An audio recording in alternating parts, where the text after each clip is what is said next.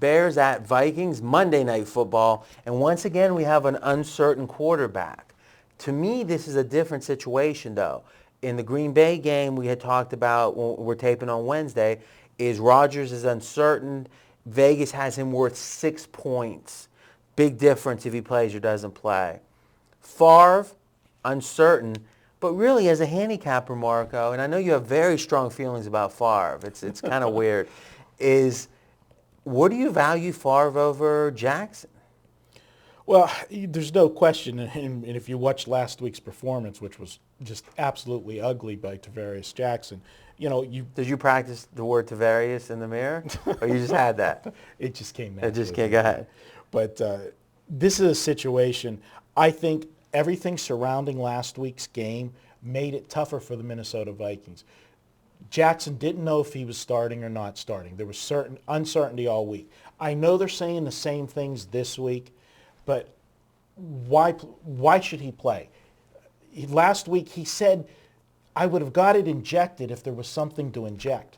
There was nothing to inject on his injury last week. He said he couldn't throw the ball. He said he knew that he wasn't going to be able to go. If we were talking about was he going to play last week, that's good stuff. What's that got to do with about I this don't week? see how he can make a recovery and be in a factor this week. Marco MD. Listen, why don't we assume... Wouldn't it be great if we could put like if we had the technology like to put like a mask on him right now? Let me ask you, do you think he plays on Monday? I have no idea. I look at I know this is, I know probable 75%, questionable is 50%, doubtful is 25%, out is 0, and if it's not on the injury report, it's 100. That's the way I approach it. I know that you were in this very studio 5 weeks ago going, his foot's broken. How can you play on a broken foot? So, I mean, here's my question. Does it matter? Is a Favre who is, clearly he's not going to be 100%, is an 80% Favre that much better than Jackson? He's better, but I don't think it's as much as, I think it's an overreaction to last week's performance. And again... So maybe that's what you're saying is, you're saying the circumstances conspired against Jackson, there was you thought his performance was hindered by those circumstances. If he's able to play this, if he plays this week because Favre doesn't, there might be value on playing him. I think that, yes, I think that the public's going to look at that game. They're going to want to take Chicago to bounce back. They're going to dismiss both teams had ugly losses last week. I mean, let's face it. Chicago got drilled. But the public is going to dismiss Chicago's loss. They're going to say, it was New England. It was in a snowstorm. It was everything. They're going to make excuses. Isn't a snowstorm supposed to help the Bears? It was supposed to. It sure as hell didn't. So how do you make that excuse, then? But the public is going to dismiss it because it was against New England. They're so in love Except they were only +3. I know. Did you have New England as your game of the year? No. Did you have New England? No. So you didn't. And I didn't have Chicago either. You didn't think there was value even at -3 on New England. So the fact they get blown out of the stadium got to mean something. But you got to think. I mean, RJ. We disagree about a lot of things, but the public is going to forgive Chicago for their loss quicker than they're going to forgive Minnesota for theirs last week. New coach theory.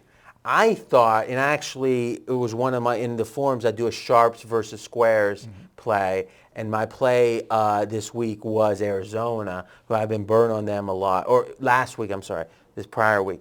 And I loved Arizona there. I bet it fairly strong.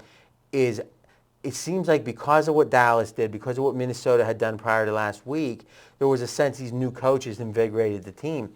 I thought it was going to be the opposite in Denver, is McDaniels had a vision, and he didn't execute upon it very well, but you had a whole team bought into the vision. When you pull the plug on a vision, it's different than if you got a coach, the team doesn't believe in the vision, and it doesn't make a lot of sense. I mean, this was a Belichick disciple, and from what I hear, he would have never been fired if it wasn't for Spygate 2 or whatever you want to call it.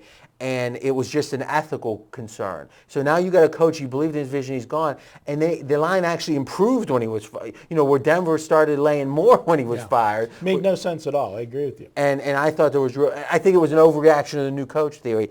where's the new coach theory at with the Vikings, considering the post-game comments from some of the key Vikings players of saying, this is ridiculous, something's wrong, some guys aren't playing.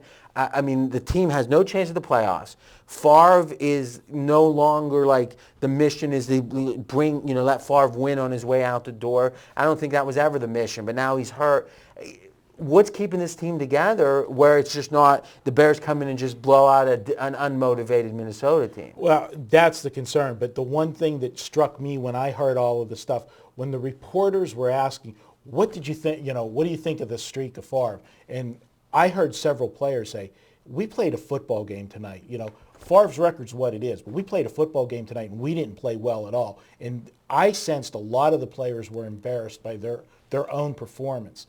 And we've had this discussion a few times this year. But usually the ones embarrassed are the ones that aren't the problem.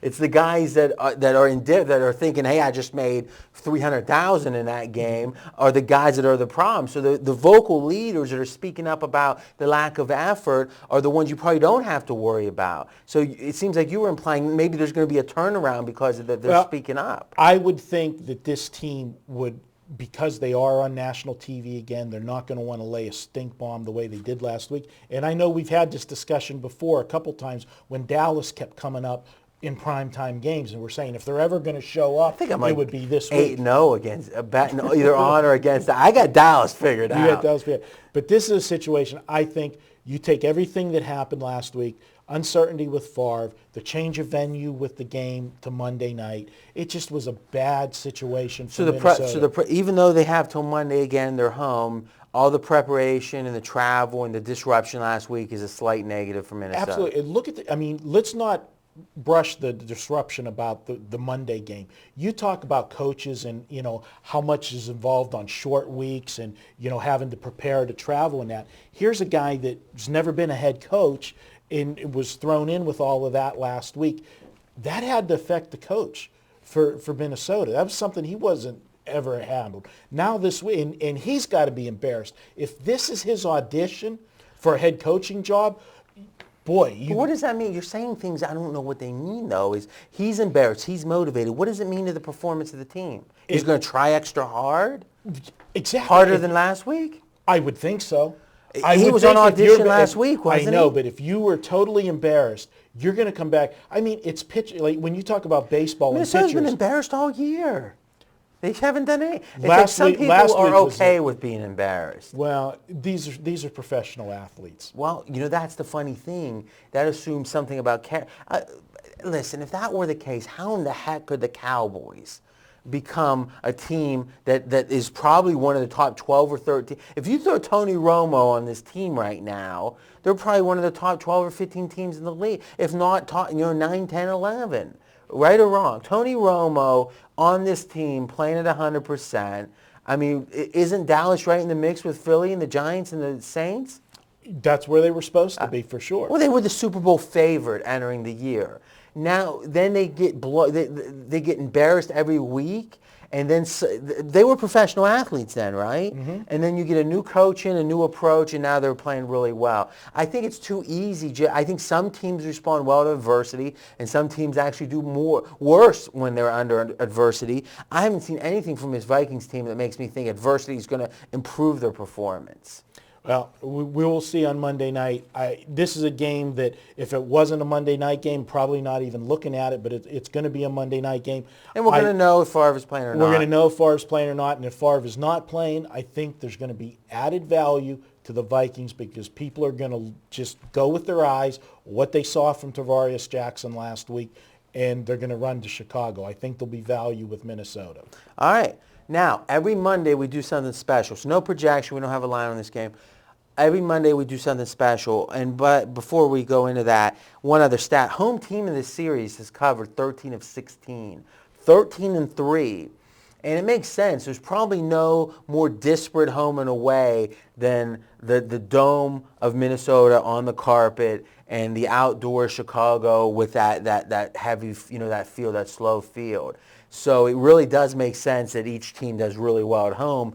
And again, the line is supposed to account for that, but 13 out of 16 times it hasn't. So that makes me lean home. But I don't want to play a psychologically questionable Minnesota team because they haven't shown me that they're able to persevere through such things. But every Monday we give you a chance to pick the score. And all you got to do is go into the YouTube comments section, say Chicago this many points, Minnesota this many. If you get it right, you win 100 pregame dollars to spend any way you want at pregame.com. No obligation. It's easy. Just make your comments. And Marco, any closing thoughts? Nope, it's not a game I'll be wanting to watch on Monday, that's for sure. All right, and next we'll be talking about Week 2 college bowl games.